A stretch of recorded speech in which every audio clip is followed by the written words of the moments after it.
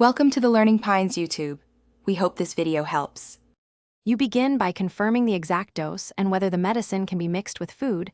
This prevents reduced efficacy. Next, assemble a small cup, spoon, straw, and a preferred flavored syrup or applesauce. This makes masking practical. Take a tiny taste of just a pinch mixed with the carrier to gauge bitterness. Once done, measure the full dose precisely, because accurate dosing preserves safety and effectiveness. Avoid guessing amounts or using unclear kitchen tools. You now focus on technique. Combine the measured medicine with a small amount of strong flavored syrup or a spoon of applesauce so the concentration overwhelms bitterness. Stir or shake vigorously to create a uniform emulsion.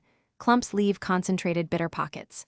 Serve the mixture slightly cool because cold dampens taste perception, and offer a straw to route liquid past front taste receptors. Make sure to rinse the cup or syringe immediately. Residual medicine tastes can spoil the next dose. You're at the finish line.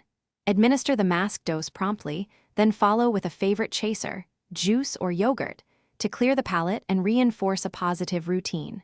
Store any allowable premixed portion exactly as the label or pharmacist instructs.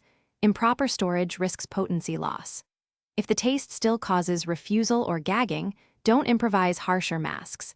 Consult the pharmacist about flavoring agents or an alternate formulation. One key troubleshooting tip: if bitterness is Thanks for watching. Consider subscribing if we helped you.